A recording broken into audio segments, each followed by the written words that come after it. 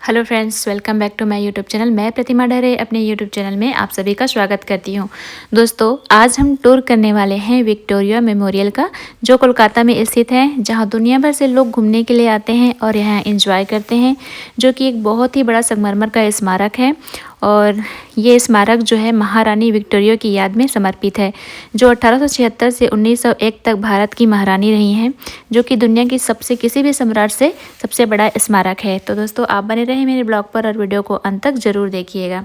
और इस मेमोरियल का खुलने और बंद होने का टाइमिंग है सुबह 10 बजे से लेकर के शाम को 4:30 बजे तक। और इस मेमोरियल में एंट्री के लिए आपको एंट्री फीस लगेगी पर पर्सन 50 रुपीज़। आप देख सकते हैं संगमरमर की विशाल और चमचमाती इस इमारत को, जो कि विक्टोरिया मेमोरियल बहुत ही प्रसिद्ध है। और इस मेमोरियल को जो है यूनाइटेड किंगडम की महारानी विक्टोरिया के जीवन का जश्न मनाने के लिए बनाया गया था।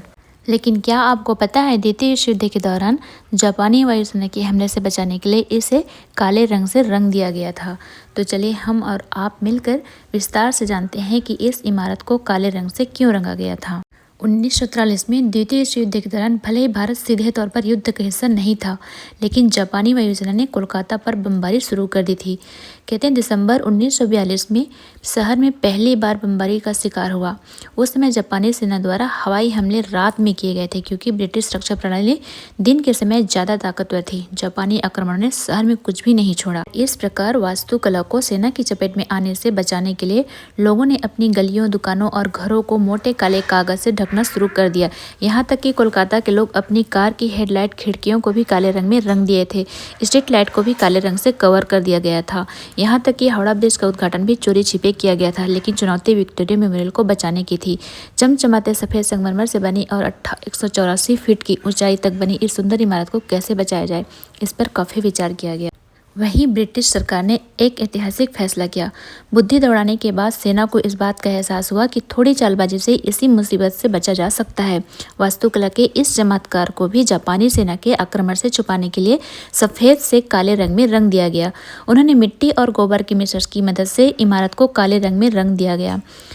कहते हैं कुछ समय पहले यदि आप सबसे ऊंचे गुंबद पर देखें तो आपको 16 फीट लंबा एक फरिश्ता दिखाई देता, जिसे एंजल ऑफ विक्ट्री या विक्टोरिया मेमोरियल एंजल कहा जाता है।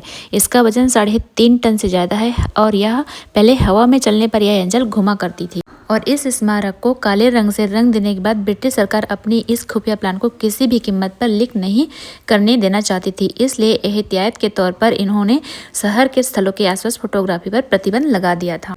आप यहाँ देखेंगे तो पूरी इमारत सफ़ेद मकराना संगमरमर का उपयोग करके बनाई गई है।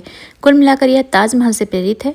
मार्बल खोदने के लिए मार्टिन एंड कंपनी ने राजस्थान के मकराना में विशेष खदानें स्थापित की। यदि आप मेमोरियल गैलरी आना चाहते हैं तो यहाँ पर 26 आर्ट गैलरी हैं, जहाँ 30,000 से ज़्यादा कलाकृतियाँ हैं। इसमें एक रॉयल गैलरी है जिसमें महारानी विक्टोरिया और अल्बर्ट के कई चित्र हैं।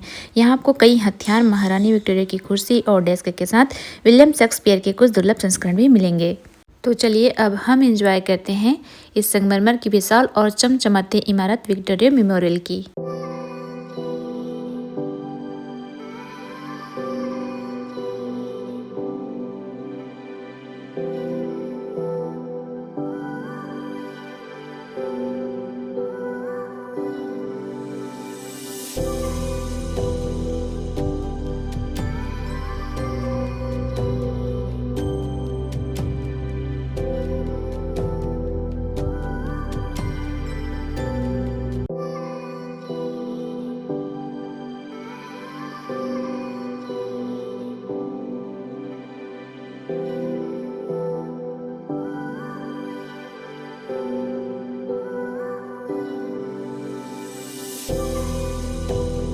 तो चलिए मैं आपको कुछ झलकियाँ इसके बाहर गार्डन का दिखा देती हूँ। तो इस विशाल स्मारक के चारों ओर आपको गार्डन और बहुत ही खूबसूरत पौंड झील देखने को मिलेंगे।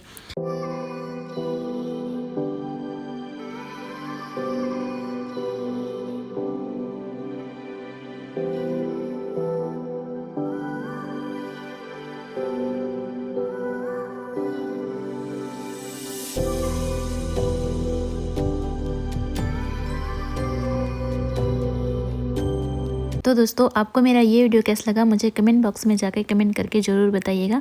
और यदि आपको मेरा ये वीडियो पसंद आएगा तो प्लीज़ मेरे चैनल को लाइक एंड सब्सक्राइब कर दीजिएगा। तो चलिए दोस्तों मैं आपको फिर मिलती हूँ अपने अगले वीडियो में, तब तक के लिए जय माता दी।